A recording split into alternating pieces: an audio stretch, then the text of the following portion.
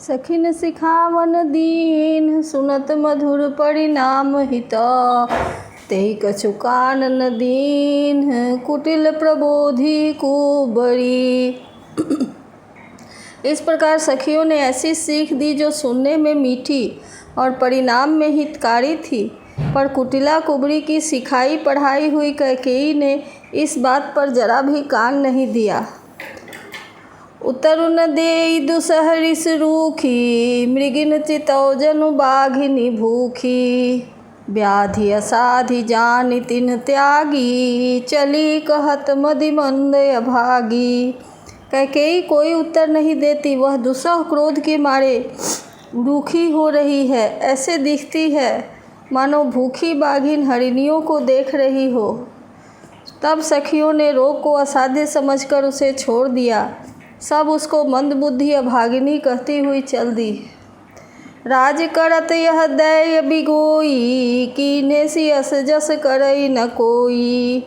एहि विधि बिल पहि पुर नर नारी, देहि कुचालिहि कोटिक गारी। राज्य करते हुए इस कैकेयी को दैव ने नष्ट कर दिया।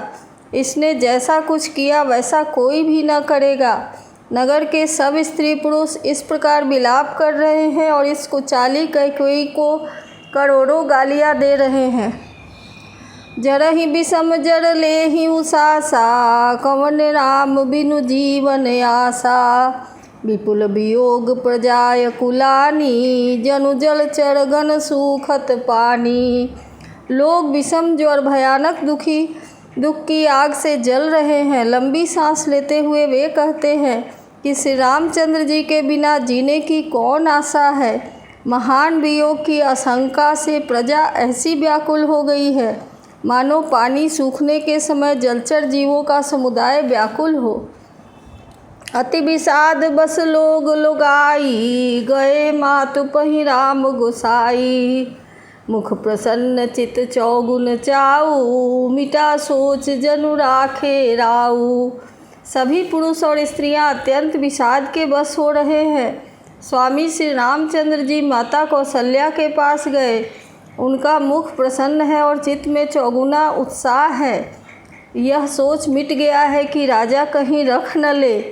श्री राम जी को राज तिलक की बात विषाद सुनकर विषाद हुआ था कि सब भाइयों को छोड़कर बड़े भाई मुझको ही राज तिलक क्यों होता है।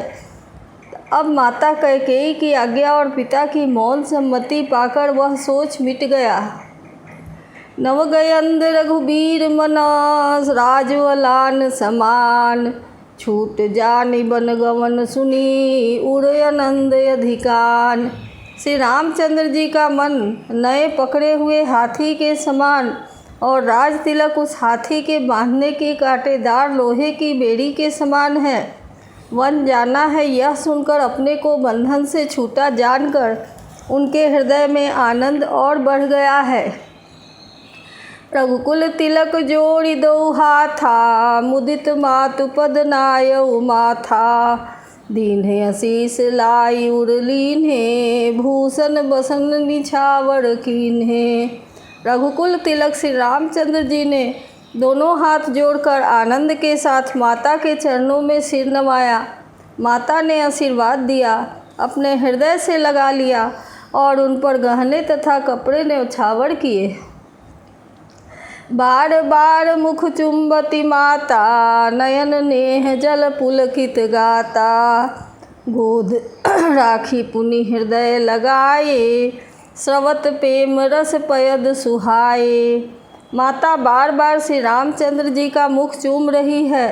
नेत्रों में प्रेम का जल भर आया है और सब अंग पुलकित हो गए हैं। श्री राम को अपनी गोद में बैठाकर फिर हृदय से लगा लिया। सुंदर स्तन प्रेम रस दूध बहाने लगे। प्रेम प्रमोद न कछु कही जाई, रंक धनद पद बीजन उपाई। सादर सुंदर बदन निहारी, बोली मधुर वचन महतारी। उनका प्रेम और महान आनंद कुछ कहा नहीं जाता, मानो कंगाल ने कुबेर का पद पा लिया हो। बड़े आदर के साथ सुंदर मुख देखकर माता मधुर वचन बोली। कहु तात जननी बलिहारी, कबहि लगन मुद मंगलकारी। सुकृतशील सुख सीव सुहाई, जन्म लाभ कई अवधि अघाई। हे तात, माता बलिहारी जाती है, कहो आनंद मंगलकारी लग्न कब है, जो मेरे पुण्यशील और सुख की सुंदर सीमा है और जन्म लेने के लाभ की पूर्णतम अवधि है। जेहि चाहत नर नारी सब, अतियारत यही भांति। जिमि चातक चातकी त्रिषित, वृष्टि शरद ऋतु स्वाति। तथा जिस लग्न को सभी स्त्री पुरुष अत्यंत व्याकुलता से इस प्रकार चाहते हैं, जिस प्रकार प्यास से चातक और चातकी शरद ऋतु के स्वाति नक्षत्र की वर्षा को चाहते हैं।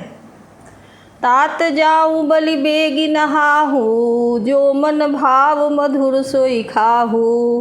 पितु समीप तब जाएहु भैया, भई बड़ी बार जाई बलि मैया।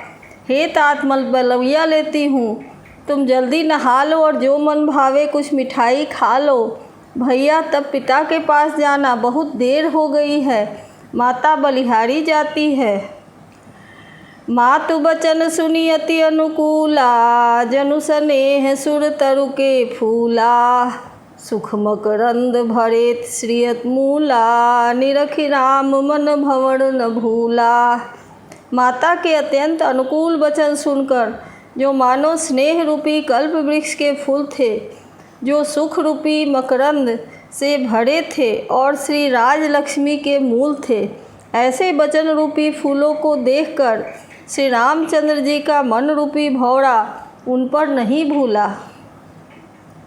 धर्म धुरीन धर्म गति जानी, कहे मातु सन अति मृदुबानी। पिता दीन्ह मोहि कानन राजू, जह तह भाति मोर बर काजू। धर्मधुरीन श्री रामचंद्र जी ने धर्म की गति को जानकर माता से अत्यंत कोमल वाणी से कहा, हे माता, पिताजी ने मुझे वन का राज्य दिया है, जहाँ सब प्रकार से मेरा बड़ा काम बनने वाला है। आयसु देहि मुदित मन माता, जेहि मुद मंगल कानन जाता। जनि स्नेह बस डर पसी भोरे, आनंद अम्ब अनुग्रह तोड़े। हे माता, तू प्रसन्न मन से मुझे आज्ञा दे, जिससे मेरी वन यात्रा में आनंद मंगल हो। मेरे स्नेहवश भूल कर भी डरना नहीं। हे माता, तेरी कृपा से आनंद ही होगा। बरस 4-10 विपिन बसी, करी पितु बचन प्रमाण। आई पाए पुनि देखी हूँ, मन जन करसी मलान। 14 वर्ष वन में रहकर पिताजी के वचन को प्रमाणित कर, फिर लौट कर तेरे चरणों का दर्शन करूँगा।